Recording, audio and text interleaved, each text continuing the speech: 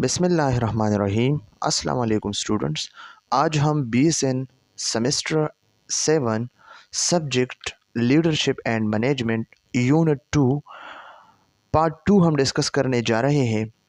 Unit 2 नाम है function of management and strategic plan. तो फंक्शन ऑफ मैनेजमेंट पार्ट 1 तो हमने डिस्कस किया, अब हम स्ट्रेटेजिक प्लानिंग जो है हम डिस्कस करने जा रहे हैं। ओके स्टूडेंट्स, तो जस्ट हम डिफाइन करते हैं what is strategic plan. Strategic planning is a process that helps organization define their direction, goals and priorities. ये स्ट्रेटेजिक प्लान हमारे पास एक प्रोसेस होता है जिसमें ऑर्गेनाइजेशन जो है डिफाइन करता है अपने डायरेक्शंस को, अपने गोल्स को और अपने प्रायोरिटीज़ को। कि एक ऑर्गेनाइजेशन है, फॉर एग्जांपल हमारे पास हॉस्पिटल है, फैक्ट्री है, या हमारे पास इंडस्ट्री है, या हमारे पास कॉलेज है, यूनिवर्सिटी है, इंस्टीट्यूट है। ओके, तो वो अपना डायरेक्शन, गोल्स और प्रायोरिटी को डिफाइन करते हैं कि मैंने किस डायरेक्शन पे काम करना है। ओके, या मेरे गोल्स क्या है, मेरे ऑब्जेक्टिव्स क्या है, या मेरे प्रायोरिटाइजेशन क्या है, मैं किस चीज़ पे फोकस करूं। तो ये हमारे पास एक स्ट्रेटेजिक प्लानिंग है, स्टेप बाय स्टेप प्लानिंग है। Okay students, planning the process of setting goals, developing strategies and outlining tasks and schedule to accomplish the goals. Okay students, ये हमारे पास एक ऐसी प्रोसेस है जिसमें हम गोल्स को सेट करते हैं। मुख्तलिफ़ किस्म के गोल्स हैं, हम इसको सेट करते हैं कि फ्यूचर में ये आउटकम हमने लेनी है। ओके, ये चीज़ें हमने फॉलो करनी है, आउटकम्स को हमने लेनी है किस चीज़ से, मुख्तलिफ़ किस्म की गोल सेटिंग से। ओके, डिवेलपिंग स्ट्रेटजीज़, और मुख्तलिफ़ किस्म के स्ट्रेटजीज़, मेथडोलॉजीज़ को हम क्या करेंगे, इसको डेवलप करेंगे, इस पर अमल करेंगे और इसकी रिज़ल्ट में हम गोल्स को क्या करेंगे, पूरा करेंगे, मुकम्मल करेंगे। ओके, एंड आउटलाइनिंग टास्क, और हमारे जो टास्क है इसको आउटलाइन करते हैं। आउटलाइन क्या होता है, आउटलाइन हम एक स्केच बनाते हैं। ओके, एक हम क्या करते हैं, एक मुख्तलिफ़ किस्म के एक ढांचा हम बनाते हैं। ओके, स्केच बनाते हैं और फिर इस स्केच के ऊपर हम काम करते हैं। Okay, and schedule to accomplish the goal, और मुख्तलिफ़ किस्म के शेड्यूल हम बनाते हैं ताकि इसको हम फॉलो करके अपने गोल्स को पूरा कर सके। ओके, तो प्लानिंग किया है, प्रोसेस ऑफ सेटिंग गोल्स, हम गोल्स को सेट करते हैं, डेवलपिंग स्ट्रेटजीज़ को डेवलप करते हैं, आउटलाइनिंग टास्क, और मुख्तलिफ़ किस्म के टास्क जो है हम इसको क्या करते हैं, स्ट्रक्चर फॉर्म में हम शो करते हैं। ओके, और शेड्यूल्स, मुख्तलिफ़ किस्म के शेड्यूल्स हैं, इसको इन सब को हम फॉलो करके गोल्स को अकम्प्लिश करते हैं, पूरा करते हैं। Okay, classification of planning, planning की अब हमारे पास क्लासिफिकेशन है, 2 टाइप्स हैं इसके, ऑपरेशनल प्लानिंग है, स्ट्रेटेजिक प्लानिंग है।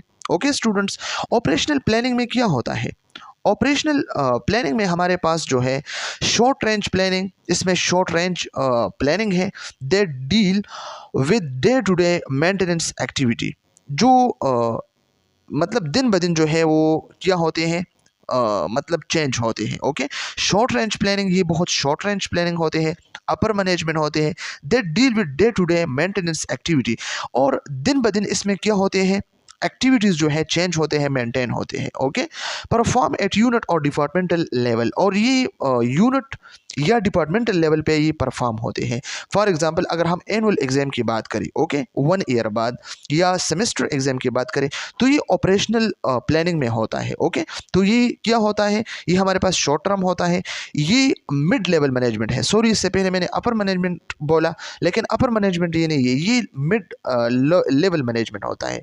Identify specific activity for each area of the organization. Okay, इसके बाद है हमारे पास स्ट्रेटेजिक प्लानिंग। स्ट्रेटेजिक प्लानिंग भी क्या होता है, strategic planning process is a visionary process that results in major long range and for reaching strategic direction और goal for future.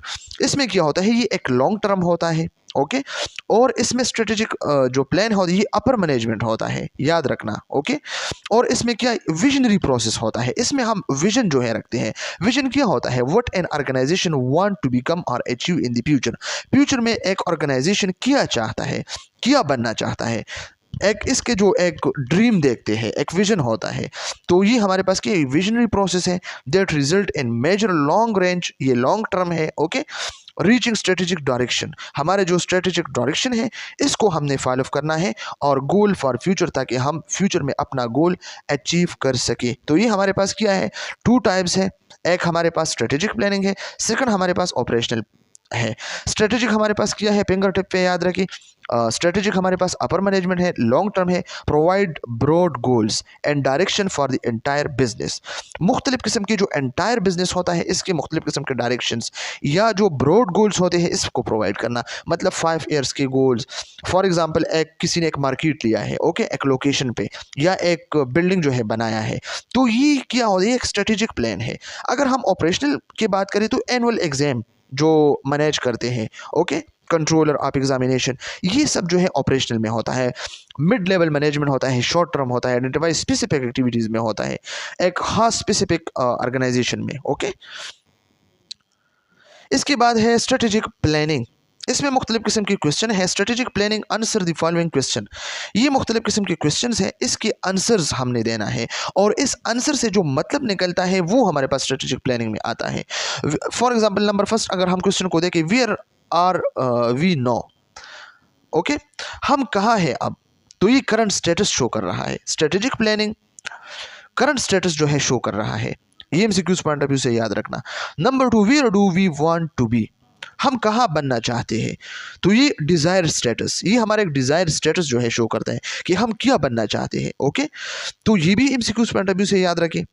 Number 3, how do we get there, हम वहाँ कैसे पहुँचेंगे, हमने वहाँ कैसे पहुँचना है, तो ये स्ट्रेटजी है, किस मेथडोलॉजी से, किस स्ट्रेटजी से, ओके, तो ये भी एमसीक्यूज पॉइंट ऑफ व्यू से इंपॉर्टेंट है। लास्ट वन जो है, how do we ensure we will be there, हम किस तरह यकीन कर सकते हैं कि हम वहाँ होंगे, ओके, तो ये क्या है, मॉनिटर एंड कंट्रोल सिस्टम, हम सिस्टम को कैसे कंट्रोल या मॉनिटर कर सकते हैं।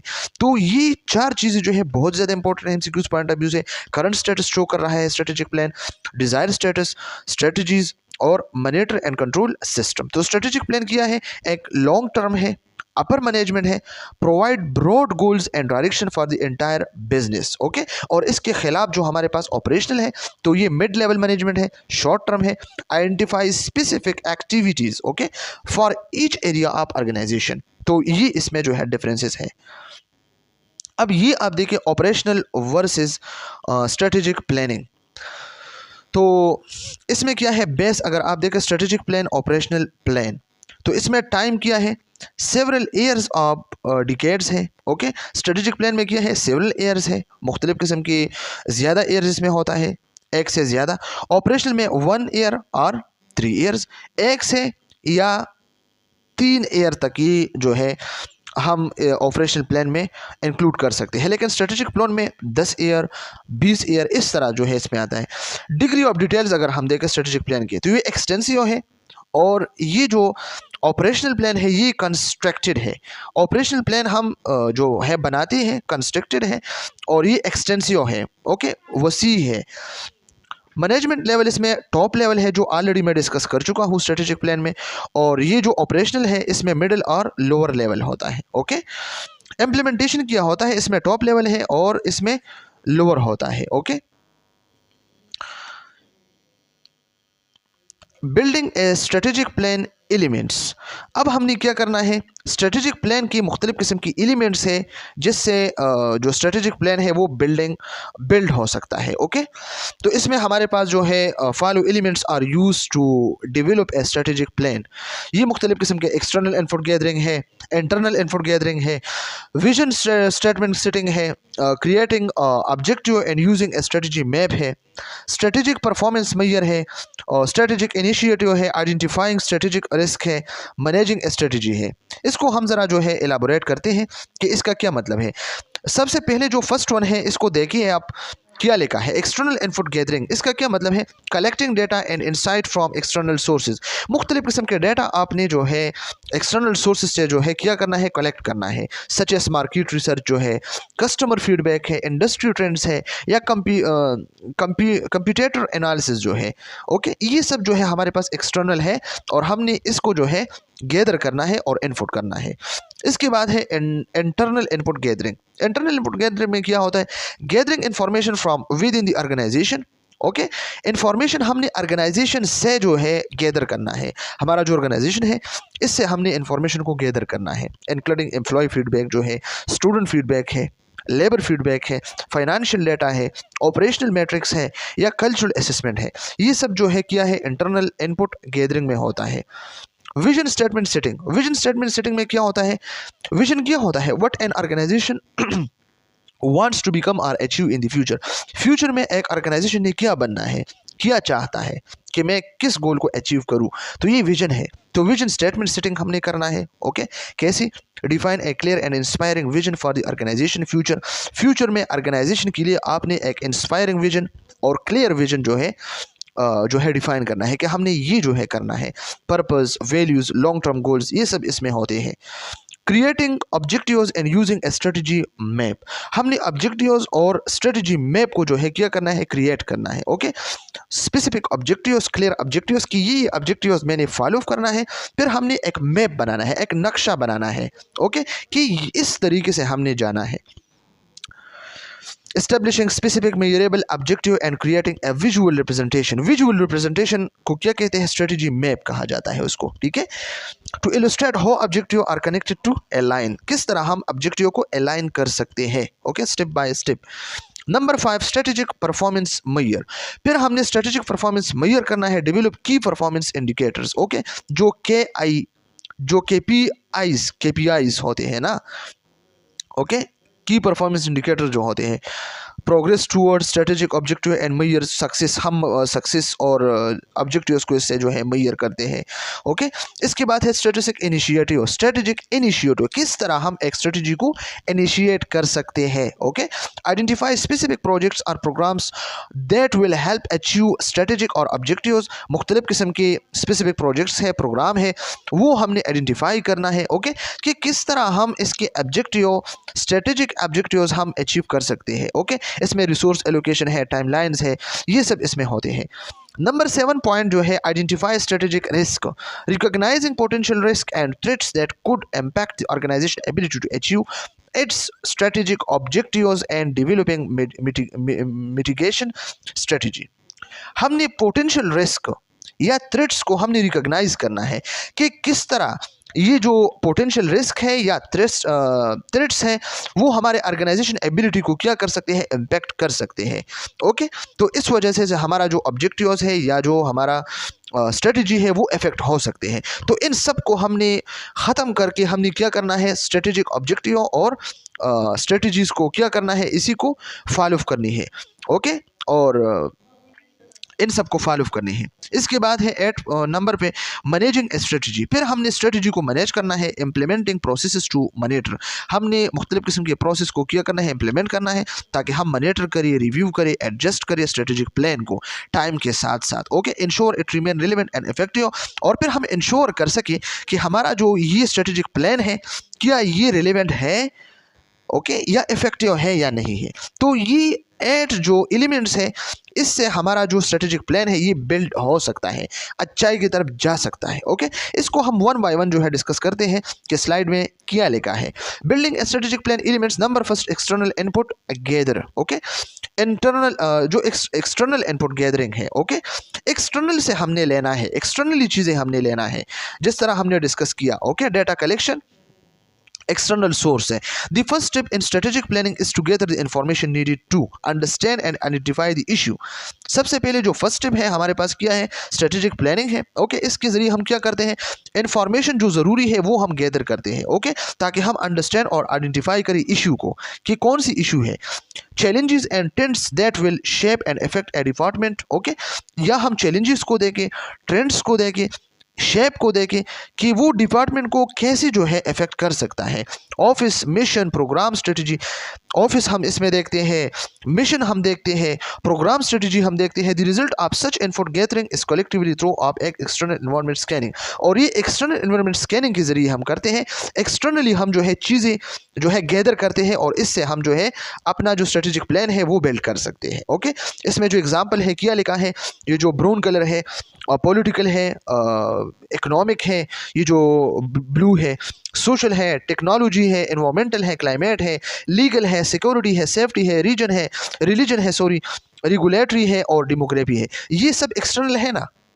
अगर पॉलिटिकल बात करें तो पॉलिटिकल क्या है, एक्सटर्नल है, इकोनॉमिक भी एक्सटर्नल है, सोशल भी, सोसाइटी भी एक्सटर्नल है, टेक्नोलॉजी भी एक्सटर्नल है, एनवायरमेंटल भी, क्लाइमेट भी जो है, legal, security, safety, religion, regulatory और डेमोग्राफी, ये सब जो है हमारे पास क्या है, ये हमारे पास एक्सटर्नल इनपुट गैदरिंग है। ये सब हमने जो है गैदर करना है और इसको जो है इनपुट करना है ताकि हम अपने स्ट्रेटेजिक प्लान को बिल्ड कर सके। ओके, इसके बाद है इंटरनल इनपुट गैदरिंग।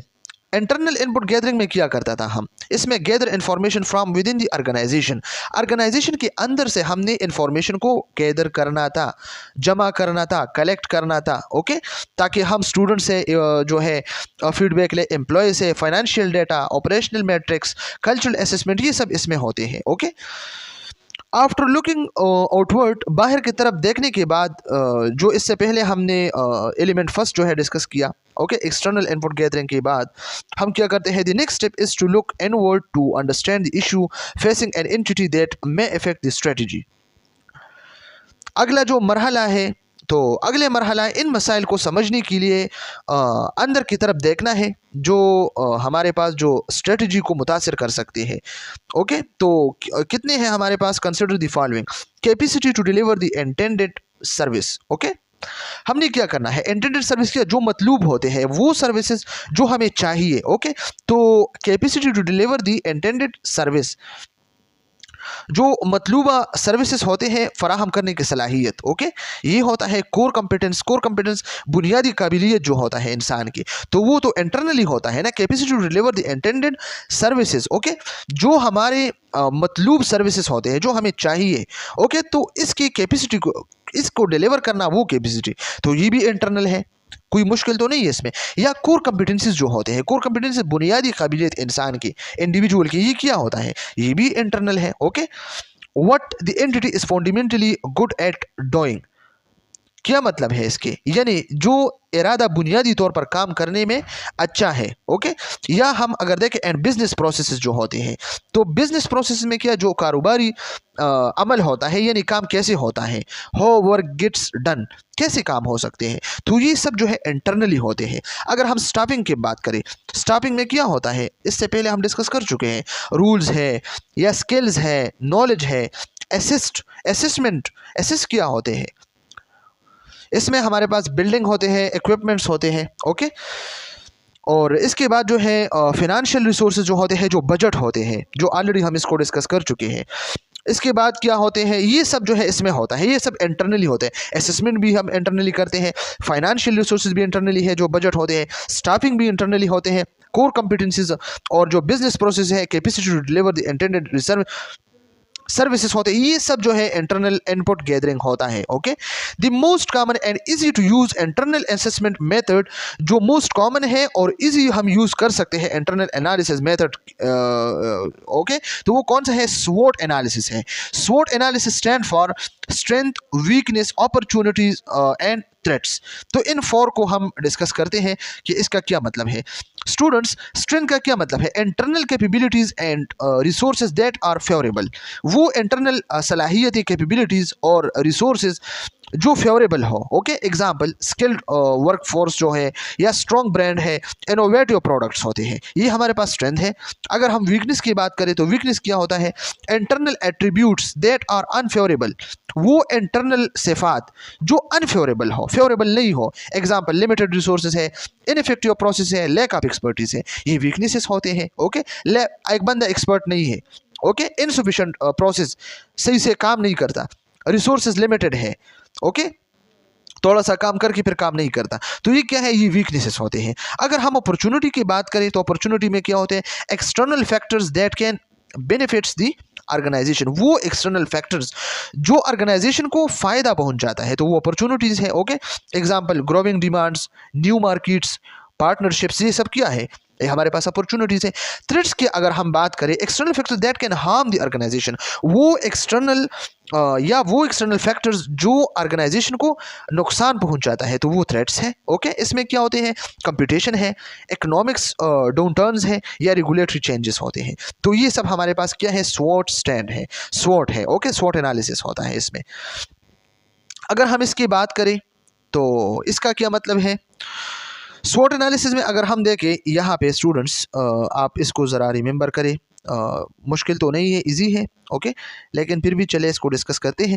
ये इंटरनली जो हमारे पास स्ट्रेंथ होता है, इंटरनल स्ट्रेंथ जो होता है, इसमें क्या होता है, इसको अगर हम देखें, what do we want to project that we have are good at doing.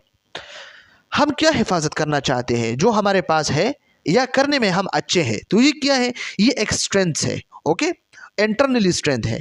अगर हम वीकनेस की बात करें, इंटरनली वीकनेस क्या होता है, यहाँ पे लिखा है what do we want to improve that we have और नॉट गुड एट डूइंग। हम क्या बेहतरी लाना चाहते हैं जो हमारे पास है या नहीं है, जो कमियां हम में है इंटरनली, वो हम कैसे इंप्रूव कर सकते हैं, तो ये वीकनेसेस है। ओके, और स्ट्रेंथ क्या है इंटरनली, कि हम इन चीज़ों से कैसे खुद को प्रोटेक्ट कर सकते हैं, हमें इन चीज़ों से प्रोटेक्ट करना चाहिए, तो ये स्ट्रेंथ है। अगर हम एक्सटर्नल अपॉर्चुनिटी की बात करें, तो अपॉर्चुनिटी एक्सटर्नल की तरफ तो होता है, what do we want to take advantages of to help over organization. हम अपनी तंजीम को ऑर्गेनाइजेशन की मदद के लिए क्या फ़ायदा उठाना चाहते हैं। ओके, हम कैसे काम करें जो हमारा ऑर्गेनाइजेशन कामयाबी की तरफ गामजन हो, तो ये एक्सटर्नल अपॉर्चुनिटीज़ है। अगर हम एक्सटर्नली थ्रेट्स की बात करें, एक्सटर्नली थ्रेट्स तो क्या लिखा है, what do we want to defend against to help over organization. हम अपने ऑर्गेनाइजेशन की मदद के लिए किस चीज़ का दिफा करना चाहते हैं, तो ये क्या है, ये थ्रेट्स है। डिफेंड अगेंस्ट टू हेल्प और ऑर्गेनाइजेशन, कौन कौन से खतरे हैं जो हम इसको ख़त्म कर सकते हैं, तो ये हमारे पास स्वॉट एनालिसिस है। Okay students, element number 3, vision statement setting. तो सबसे पहले हम तो ये डिस्कस करते हैं कि विजन है क्या चीज़। Students, vision, what an organization want, एक ऑर्गेनाइजेशन क्या चाहता है, ओके, क्या बनना चाहता है, to become or achieve in the future, कि वो फ्यूचर में अचीव करे, ओके, एक गोल को। तो क्या चाहते हैं ऑर्गेनाइजेशन जो फ्यूचर में इसको फुलफिल करना चाहते हैं, तो ये विजन है। विजन स्टेटमेंट सेटिंग, तो हमने विजन स्टेटमेंट सेटिंग करना है, हमने एक विजन स्टेटमेंट बनानी है। Okay, once the external and internal input are analyse, जब हम एक्सटर्नल और इंटरनल इनपुट एनालाइज करें, management sets the overall direction and goals for the office or team. तो फिर क्या करना है, मैनेजमेंट सेट करना है, ठीक है, ताकि ओवरऑल डायरेक्शन और गोल ऑफिस या टीम के लिए जो है क्या हो, सेट हो। Okay, vision statement play the rule of strategic north star providing focus and long term alignment. Okay, vision statement क्या रूल जो है प्ले करता है स्ट्रेटेजिक के लिहाज से, तो ये नॉर्थ स्टार की तरह। नॉर्थ स्टार अब क्या है स्टूडेंट्स, नॉर्थ स्टार हमारे पास एक एनालॉजी है। Okay, fitting for a vision statement, ये भी एक विजन स्टेटमेंट के लिए यूज होते हैं, कंफ्यूज नहीं होना है आप लोगों ने। Okay, just like the north star guides navigation. Navigation क्या होता है, एक चीज़ को चलाना। अगर हम कहें कि पला जो है एरोप्लेन को नेविगेट करता है, एरोप्लेन को चलाता है, तो ये नेविगेशन है। North star a vision statement guide and organization direction and decision making. Okay, ये हमारे पास एक विजन स्टेटमेंट है जो ऑर्गेनाइजेशन डायरेक्शन और डिसीजन मेकिंग को क्या करते हैं, गाइड करते हैं। Okay, it provide a constant directional focus that help team stay align and motivated. Okay, even in circumstances change, अगर एक सर्कमस्टांस चेंज भी होता है तो ये क्या करता है, ये एक कांस्टेंट होता है, डायरेक्शनल फोकस होता है और टीम के लिए मदद देता है ताकि वो अलाइन रहे और मोटिवेटेड रहे। ओके, तो ये क्या है, नॉर्थ स्टार होता है। Okay, provide focus and long term alignment, जो फोकस करता है लॉन्ग टर्म अलाइनमेंट पे। Okay, successful vision statement have 3 ingredients. Successful जो विजन स्टेटमेंट होते हैं इसमें 3 इंग्रेडिएंट होता है। ओके, 3 कंपोनेंट होता है।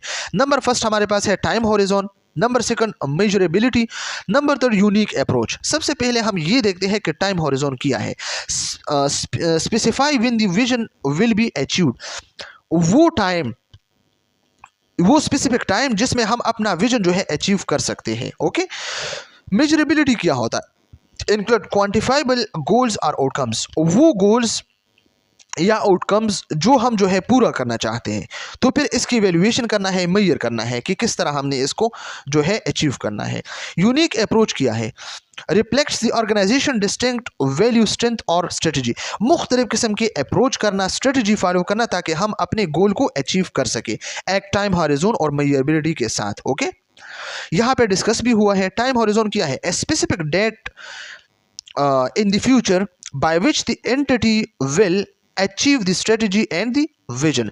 एक स्पेसिफिक डेट फ्यूचर में, आपने फ्यूचर में एक स्पेसिफिक डेट को सेलेक्ट करना है कि 2030 में मैंने क्या करना है, ये विजन और ये जो हमारा स्ट्रेटजी है इसको मैंने अचीव करना है। एंटिटी क्या होता है? एंटिटी एक हस्ती को कहते हैं। ये एक स्पेसिफिक डेट होता है फ्यूचर में, एक हस्ती ने जो है सेलेक्ट करना है, एक बंदे ने सेलेक्ट करना है ताकि मैं इस डेट को, इस ईयर को मैं क्या करूं, अपने स्ट्रेटजी ओके और अपना विजन को मैं अचीव करूं। Typical time horizon range from 3 to 5 years okay. और टिपिकल जो हमारे पास हॉरिजॉन रेंज है वो 3 to 5 ईयर्स है हमारे पास okay. MCQs point of view से याद रखना। मेजरेबिलिटी क्या होता है? Measurability, a single or small set of measurable goals that can be objectively assessed for achievement। जो हम अचीव करते हैं तो फिर इसके ऑब्जेक्टिवली हम असिस्ट करते हैं ओके, कि किस तरह हम अपने गोल्स को मेजर कर सकें ओके। तो ये हमारे पास एक मेजरेबिलिटी होता है। फॉर एग्जांपल, क्लास में टीचर ने कहा कि मैं 1 आवर तक क्लास लूंगा और कंजेस्टिव हार्ट फेलियर में डिस्कस करूंगा, ठीक है। तो 1 आवर तक इसका ये टाइम हॉरिजॉन है ओके। तो इसने टाइम हॉरिजॉन बताया। अब मेजरेबिलिटी, इसने जो है मुख्तलिफ किस्म के जो है आप लोगों को समझाया कि ये इसके सिम्टम है, ये इसके जो है ये इसके एनसीपी है, ये इसके डिफिनेशन है, ये इसके काजेज है, इस वजह से जो है ये इसके ट्रीटमेंट है, ये इसके नर्सिंग इंटरवेंशन है। फिर वो जो है मेजरेबिलिटी करता है, एक एक बंदे को उठा के इसके जो है ऑब्जेक्टिवली असेसमेंट करता है कि क्या आपने गोल अचीव किया है या नहीं किया है। तो ये मेजरेबिलिटी है okay. Ideally data would be collected over the term of the strategy to understand progress toward achievement। और देखना है कि किसने जो है डेटा को अचीव किया है और गोल को अचीव किया है। Unique approach, a brief statement of how the entity will effectively deliver it's services. और ये हमारे पास एक ब्रीफ स्टेटमेंट होता है, unique approach okay. How the entity, किस तरह एक हस्ती, एक बंदा will effectively deliver it's service, एक बंदा अपना सर्विसेज किस तरह डिलीवर कर सकता है ओके, कितना effective. Meet the need of the client, किया जो क्लाइंट है, जो स्टूडेंट है, इसको अपना जो नीड है वो मिलता है या नहीं okay. And achieve the vision, और किया विजन अचीव हो सकता है या नहीं। जिस तरह मैंने एग्जांपल दिया कि एक जो है टीचर है, इसने टाइम ऑफ हॉरिजॉन 2 आवर्स बताया कि मैं 2 आवर्स लेक्चर दूँ कंजेस्टिव हार्ट फेलियर पे okay.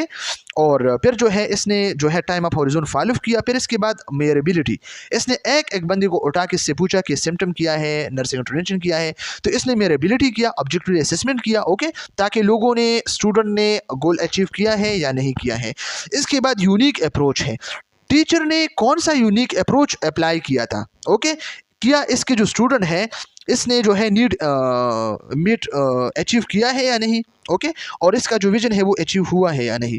How the entity will effectively deliver at service, एक बंदे ने अपना जो सर्विसेज है इफेक्टिवली डिलीवर किया है या नहीं डिलीवर किया है। तो ये क्या है, यूनिक अप्रोच है। Number 4 element, creating objectives and using a strategy map. फिर क्या करना है, फिर ऑब्जेक्टिव क्रिएट करना है और स्ट्रेटजी मैप बनानी है ओके। बहुत इजी है, कोई मुश्किल इसमें नहीं है। आपने सबसे पहले ऑब्जेक्टिव सेलेक्ट करना है कि ये मेरे ऑब्जेक्टिव है, ये मैंने फॉलो करनी है, और स्ट्रेटजी मैप जो है एक विजुअल इलस्ट्रेशन इसने जो है करना है okay. The next step is developing a strategy is define the objective और गोल ऑफ द प्रोग्राम और सर्विसेज। जो सर्विसेज या प्रोग्राम के गोल्स है वो या ऑब्जेक्टिव्स आपने डिफाइन करनी है ओके, मुख्तलिफ किस्म के स्ट्रेटजी से okay. Objective are defined within each of the following 5 categories, client, services, internal process, people and knowledge, financial resources. Client में क्या होता है, objective related to customer satisfaction, retention and acquisition, ये सब क्लाइंट में होते हैं। सर्विसेज में क्या होते हैं, objective related to the quality and delivery of the service और प्रोडक्ट्स ओके। इंटरनल प्रोसेस में क्या होते हैं, objectives related to internal efficacy, productivity and effectiveness okay. People and knowledge, people and knowledge में क्या होता है, objective related to employ development, knowledge management and innovations. Financial resources में क्या होता है, objective related to financial performance, budgeting and resource allocation. तो ये है हमारे पास एक objectives, client, service, internal process, people and knowledge, financial resources. ये सब हमने एक स्ट्रेटेजिक मैप में जो है शो करना है। Client, service, internal process, client क्या होता है ओके, और क्लाइंट की सर्विसेज किया है, फिर इंटरनल प्रोसेस किया है, फिर पीपल एंड नॉलेज ओके, और फिर फाइनेंशियल रिसोर्सेज हमने देखने हैं। तो ये हमारे पास है creating objectives and using A strategic map. इसके बाद है स्ट्रेटेजिक परफॉर्मेंस मैयर, जो परफॉर्मेंस हुआ है इसको हमने मैयर करना है। ओके, जो स्ट्रेटेजिक परफॉर्मेंस है वो हमने मैयर करना है कि किस तरह ये हुआ है। Performance measure play a vital role within a strategic plan in determining how will the organization or office is progressing toward achievement of each objective.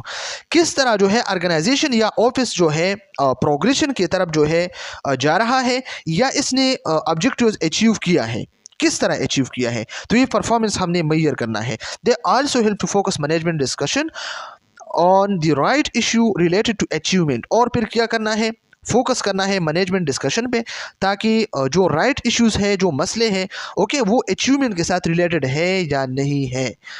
For each objective A set of 2 to 4 measures should be developed that provide a view toward how well the objective is being achieve. किस तरह objective हमने जो है क्या achieve किया था या नहीं। 2 to 3 4 measures जो है हमने डेवलप करनी है, इसको करनी है। ओके, स्ट्रेटेजिक इनिशिएटिव, किस तरह हम एक स्ट्रेटेजी को इनिशिएट कर सकते हैं, इसका मतलब ये है। Okay, strategic initiative are the activities that contribute to delivering a strategy. किस तरह जो है खिदमत हम कर सकते हैं कि हम एक स्ट्रेटेजी को डिलीवर करें। ओके, एक्टिविटीज़ के लिए it important to distinguish the objective from the initiative और प्रोजेक्ट्स। ऑब्जेक्टिव को हमने इनिशिएटिव या प्रोजेक्ट से हमने क्या करनी है, डिस्टिंग्विश करनी है। ये कुली हमारे पास क्या है, क्लियर कट हमारे पास ऑब्जेक्टिव्स है और ये हमारे पास इनिशिएटिव है। ऑब्जेक्टिव्स ये है 5 6, ओके, और ये हमारे पास इनिशिएशन है या प्रोजेक्ट है। ओके, तो इसको हमने एक दूसरे से डिस्टिंग्विश करना है। The initiative must able to produce clear and measurable impact on the objectives to which they are align. ये जो इनिशिएटिव है, ओके, तो must be able to produce clear measurable impact, clear और मेजरेबल जो है असर जो है, इफेक्ट जो है, इसने ऑब्जेक्टिव पे जो है शो करना है, ताकि वो अलाइन हो, तरतीब के साथ हो। ओके, अगर आपके पास ऑब्जेक्टिव्स है तो आपने इसकी इनिशिएशन स्टार्ट करना है स्टेप बाय स्टेप, इसका ये मतलब है।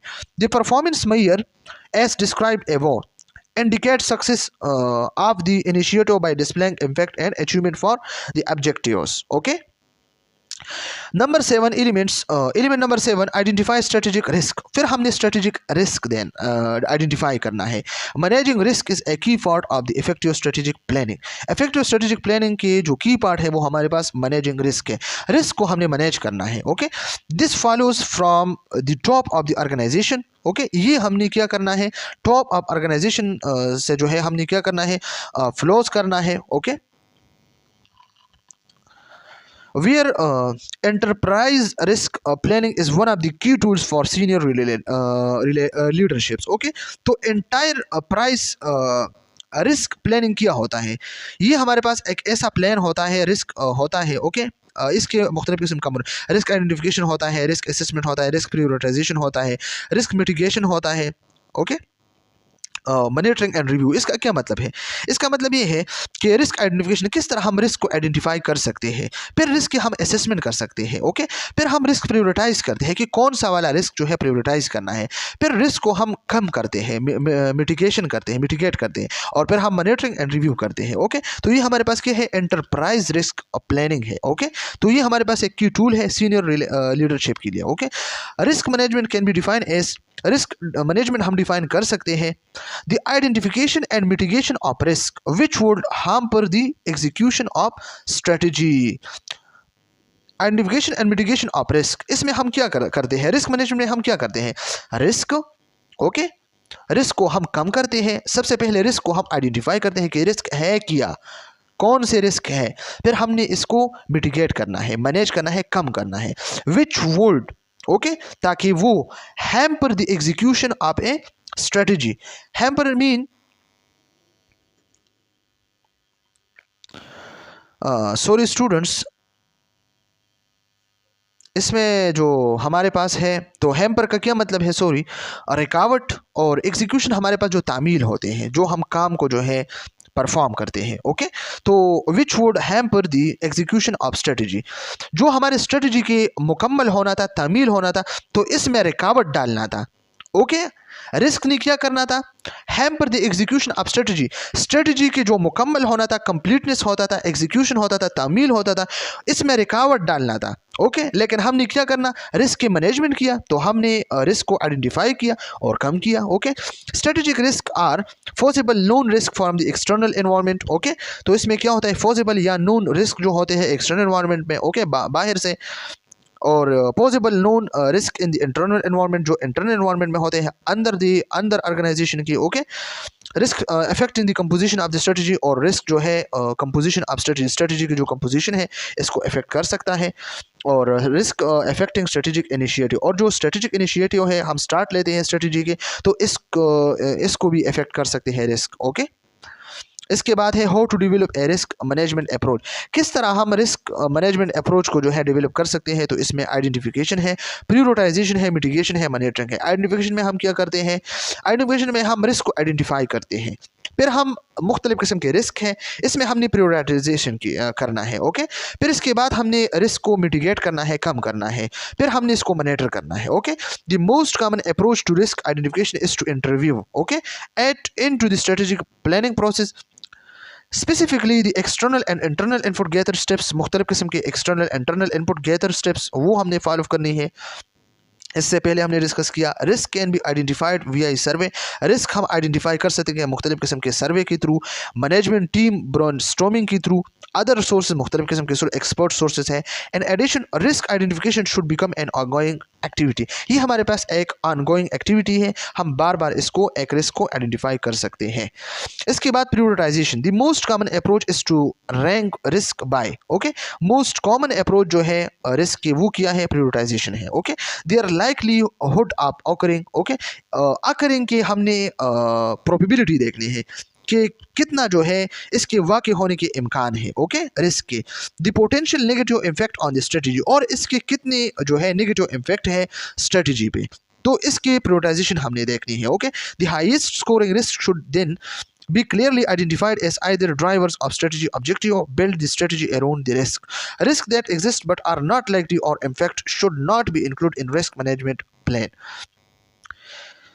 इसके बाद है हमारे पास मिटिगेशन। मिटिगेशन क्या होता है, कम करना। Okay for those identify risk that are likely and could cause significant impact, वो आइडेंटिफाइड रिस्क जो सिग्निफिकेंट इम्पैक्ट को जो है काज किया है या करते हैं।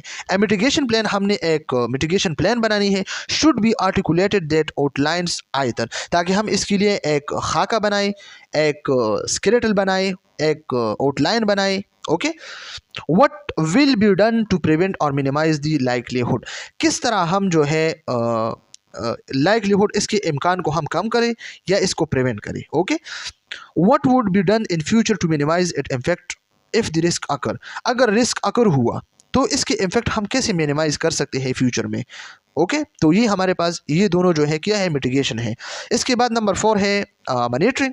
फॉर मोस्ट ऑर्गेनाइजेशन, मुख्तलिफ किस्म की ज़्यादा ऑर्गेनाइजेशन के लिए an annual risk management plan review में भी sufficient to both refresh the risk and to update the mitigation plan, तो इसके लिए एक एनुअल रिस्क मैनेजमेंट प्लान बनाया जाता है, रिव्यू किया जाता है। ओके ताकि risk and update the mitigation plans, ताकि रिस्क को रिफ्रेश कर सके और इसकी जो है सफिशिएंट नॉलेज जो है हम गेन कर सके और अपडेट कर सके मिटिगेशन प्लान्स को, तो ये सब मॉनिटरिंग है। ओके इसके बाद है नंबर 8 मैनेजिंग स्ट्रेटजी। एक स्ट्रेटजी को हम कैसे मैनेज कर सकते हैं। Number first shortage of staff, अगर स्टाफ की शॉर्टेज है, टीचर की शॉर्टेज है हॉस्पिटल में, अगर नर्सिस की शॉर्टेज है, डॉक्टर्स की शॉर्टेज है। ओके या अगर इंडस्ट्री में या फैक्ट्री में हमारे पास एम्प्लॉयज़ लेबर की जो है शॉर्टेज है, तो identify the need according to departmental need, तो किस डिपार्टमेंट को किस चीज़ की नीड है इसके मुताबिक हमने जो है आइडेंटिफाई करना है।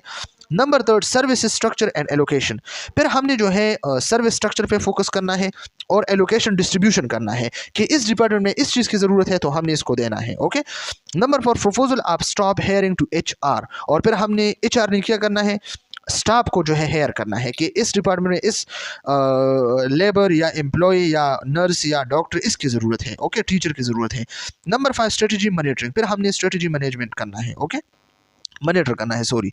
Thank you so much. अगर किसी की कोई क्वेश्चन है तो कमेंट सेक्शन में पूछ सकते हैं, हम इसको जो है आंसर देंगे। ओके, इसके बाद एक सिनेरियो दिया है, you assume the change of nursing director of XYZ hospital, there are total 150 beds in the hospital, you have total 300 nursing staff for all shift. Hospital beds कितने हैं, टोटल जो है कितने हैं, 300 है, सॉरी 1500 है। ओके, और टोटल नर्सिंग स्टाफ कितने हैं, 300 है। क्रिटिकल केयर 50, इमरजेंसी में 20 है, OT में 30 है, और मेडिसिन जो होता है आल डिपार्टमेंट्स इसमें 350 है, और सर्जरी में आल डिपार्टमेंट्स में 350 है, पीड्स में 350 है, गायनी में 350 है। Normal beds occupancy of the hospital is 95%। There is not adequate number of staff nor a service structure for nursing staff. Develop a strategic plan to increase the number of nursing personnel to provide optimum coverage to patient as well as create a service structure for the staff in nursing division. इस question को जो है हमने solve करनी है। Okay, तो इसके analysis अगर हम सिचुएशन के करें तो 150 बेड्स है, 95% ऑक्यूपेंसी है। ओके स्टूडेंट, 300 नर्सिंग स्टाफ है और inadequate for current demand, no service structure for nursing staff. Objectives किया है, determine optimal nursing staff numbers. Optimal जो नर्सिंग स्टाफ नंबर्स है वो हमने डिटरमाइन करने हैं, और रिक्वायरमेंट प्लान हमने डेवलप करना है, और service structure for nurse staff जो है हमने क्रिएट करना है, और पेशेंट केयर और स्टाफ सेटिस्फेक्शन इंप्रूव करनी है। ओके, तो सबसे पहले हमने क्या करना है, एक्शन प्लान लेना है। ओके, अगर हम एक्शन प्लान लेने तो फेज 1 में हम क्या करते हैं, असेसमेंट एंड प्लानिंग।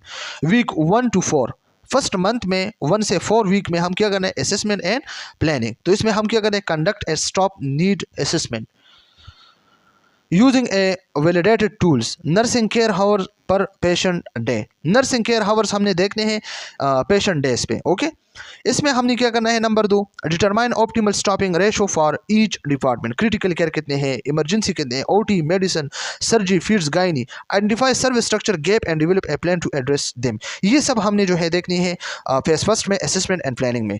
इसके बाद हमने क्या करना है, फेज़ 2 में हमने रिक्वायरमेंट एंड हायरिंग, हमने फिर मुख्तलिफ़ किस्म के जो स्टाफ है इसको हम हायर करते हैं वीक 5 to 16 तक। Okay, develop a requirement plan. Okay, हमने भर्ती के प्लान बनानी है हायरिंग के, including job posting, advertising and outreach. Okay, collaborating with HR to streamline the hiring process. HR के साथ मिलना है कि किस तरह हमने जो है हायरिंग प्रोसेस करना है। Target specific specialist. ओके, और स्पेसिफिक जो स्पेशलिटीज़ होते हैं इसको टारगेट करना है, क्रिटिकल केयर है, पीडियाट्रिक्स के, गायनी है। इसके बाद हमने फेज 3 में क्या करना है, service structure development. Okay, service structure development हमने बनानी है वीक 5 to 12 तक। ओके, और इसमें हमने क्या करना है, establish clear line of authority and communication.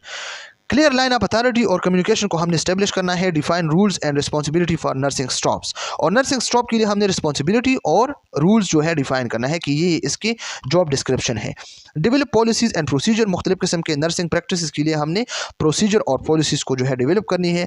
Create a professional development framework, और एक प्रोफेशनल डेवलपमेंट फ्रेमवर्क को हमने डेवलपमेंट करना है। नंबर 4 फेज में क्या करना है, इम्प्लीमेंटेशन एंड इवैल्यूएशन। फिर हमने इम्प्लीमेंटेशन करना है एंड इवैल्यूएशन करना है आफ्टर वीक 16 वीक्स के बाद। Okay, implement the new staffing plan, जो न्यू स्टाफिंग प्लान हमने बनाया है वो इम्प्लीमेंट करना है।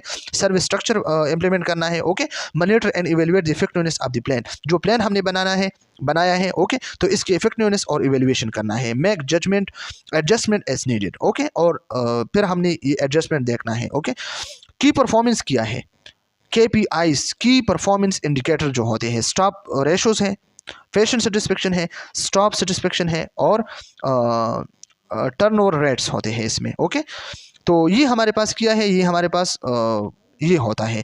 अगर बजट और रिसोर्स एलोकेशन हम इस सिनेरियो के लिए देखें तो क्या है, determine budget requirement for requirement hiring and training. Okay, budget requirement कितनी थी, रिक्वायरमेंट भर्ती के लिए, हायरिंग के लिए और ट्रेनिंग के लिए। एलोकेट रिसोर्सेज, और रिसोर्सेज हमने कितनी जो है डिस्ट्रीब्यूट की थी सर्विस स्ट्रक्चर और डेवलपमेंट इम्प्लीमेंटेशन के लिए। टाइम लाइन किया था, फेज़ 1 के लिए, वीक 1 to 4, फेज़ 2 के लिए वीक 5 to 16 और फेज़ 3 के लिए वीक 5 to 12 और फेज़ 4 के लिए आफ्टर 16 वीक्स। ओके, तो कंक्लूजन क्या निकला? The strategic plan aims to increase nursing personnel and create a service structure to provide optimum coverage and improve patient care and staff satisfaction. By following this plan, XYZ Hospital can enhance the quality of care and establish a strong foundation for the nursing practices. तो students ये scenario हमने solve किया। Okay, आप लोग इसको note करें और इसको जो है बार बार जो है रीड करें ताकि कल आपके लिए एग्ज़ाम और पेपर में कोई मसला ना हो students. Okay, thank you so much. खुदा हाफिज़।